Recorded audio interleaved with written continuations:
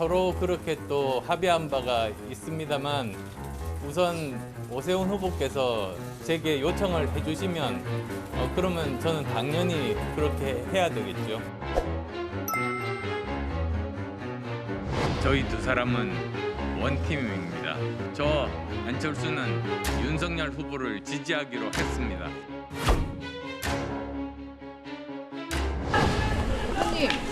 대표님, 저 사람은 저희 경기 분당갑 출마는 좀 어떻게 생각하고 계신지 지금. 아니요, 지금 뭐 다른 말씀드릴 그런 상황이 아닙니다.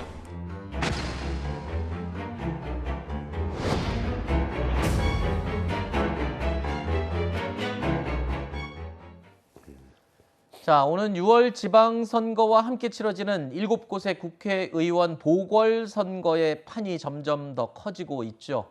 이 안철수 인수위원장이 오늘 오후 인수위 해단식 일정을 마친 뒤에 분당갑 출마를 선언할 예정입니다. 이렇게 되면 안철수 위원장은 국민의힘 간판을 걸고 첫 번째 선거를 치르게 되는 셈인데 2018년 서울시장 선거 이후에 4년 만에 완주하는 선거를 이제 눈앞에 두고 있습니다. 자, 저희가 잠시 뒤에 이재명 고문 이야기도 하겠지만요. 자, 대선 출마자들이 2달 만에 정치 무대에 전면으로 재등장하게 됐습니다. 오늘 오전에 이 이재명 상임 고문을 민주당이 전략 공천으로 계양을에 결국엔 이 확정을 지었고 본인도 이 긍정적으로 답을 했다고 하죠.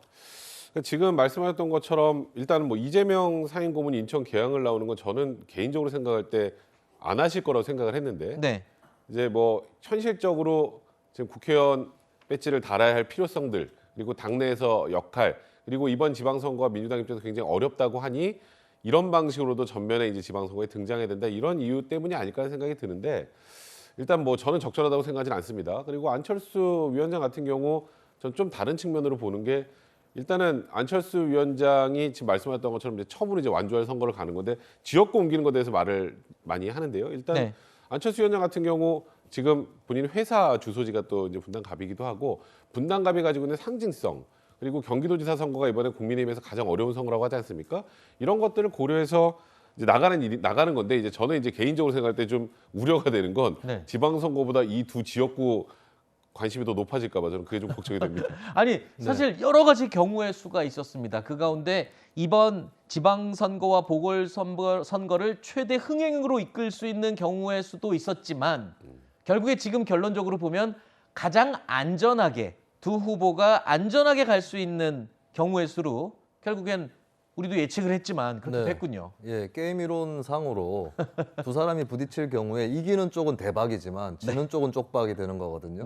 그렇다면 이제 쪽박은 피해가자라고 하는 생각이 들 수 있고 그리고 양 당의 입장에서도 거기서 이제 그 피해 대전을 치르기보다는 좀 당선이 수월한 지역 쪽으로 보내서 일단은 국회로 들여다보내자 이 두 지도자를 그런 생각을 했던 것 같습니다. 그래서 그 빅매치는 일단 성사가 되지는 않았다라고 볼 수 있겠고 저는 그런 의미에서 사실 두 사람이 좀 각 당의 수월한 지역을 나간 거예요. 성남 분당갑 같은 경우는 지난번에 2016년에 김병관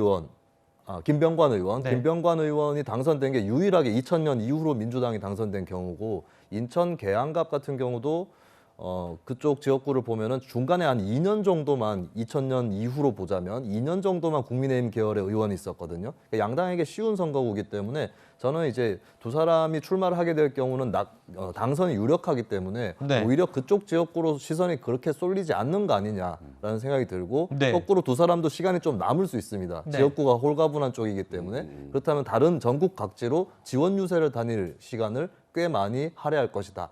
본인 선거구만 관리할 게 아니라 이제 다른 지역구와 지방선거도 이 격려를 하는 그런 움직임이 많이 있을 것으로 예상을 하셨군요. 자, 오늘 오전에 전격적으로 이재명 상임고문이 인천 계양을에 전략 공천되고 본인도 이 긍정적으로 답을 했다는 소식이 들어오면서 자, 최근에 민주당이요. 안 그래도 이재명 고문은 지방선거에서 직접 뛰어야 한다라는 요구의 목소리가 매우 강하게 나왔었죠. 이재명 상임 고문을 차출해야 합니다. 이 고문은 보궐선거에 나와야 할 뿐만 아니라 지방선거도 책임지고 지원해야 합니다. 6일 지방선거에 승리하게 할 유일한 카드는 이재명 3인 고문의 보궐선거 출마입니다. 인천을 이기면 전국에서 이길 수 있습니다. 격전지 인천 출마가 필요합니다. 전쟁에서는 필요한 모든 자원이나 자산을 다 동원해야 합니다. 탱크가 필요할 때는 탱크를 동원해야지 소총을 동원해서는 선거에 이길 수 없습니다. 우리 당의 가장 큰 자산이잖아요. 그 자산을 놔두고 무슨 선거를 치릅니까? 이 전쟁터에서. 자, 민주당에서는 당의 가장 큰 자산이다 이렇게 평가를 하고 있습니다. 이재명 고문이 지방선거에 직접 뛰어들어서 이 참패 위기 분위기를 좀 바꿔놔야 한다 이런 논리인데요.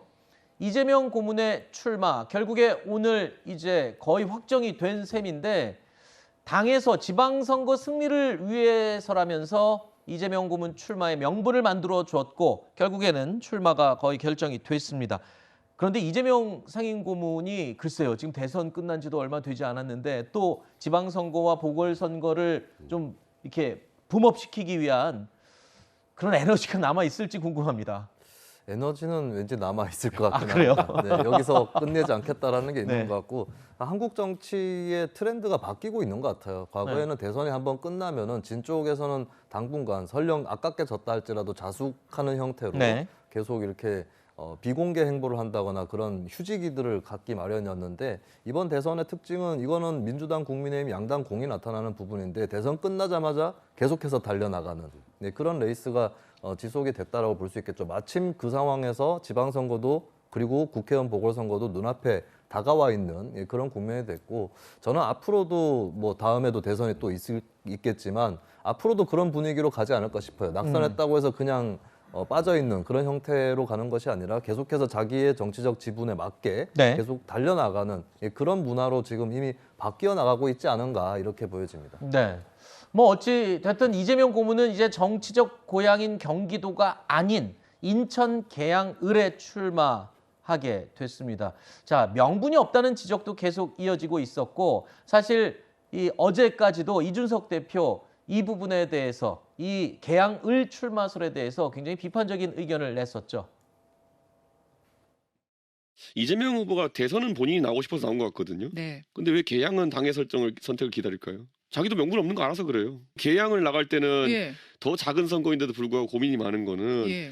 그 양식을 거치지 않으면은 본인이 욕먹을 거 아는 거예요. 본인의 최대 치적 중에 하나인 대장동 이익 환수를 버리고 그리고 또 순회동 주민이라고 계속 홍보했었는데 네. 분당과의 인연을 버리고 그리고 출마를 한다고 하면은 명분이 있어야 되는 겁니다. 인천 계양을로 만약 이재명 고문이 나오면은 국민의힘에 저격 투수 있습니까? 저희도 다 선수도 있죠. 국회의원 선거는 주소 지전이 필요 없기 때문에요. 예. 네, 그거는 지금 다 카드들이 있습니다.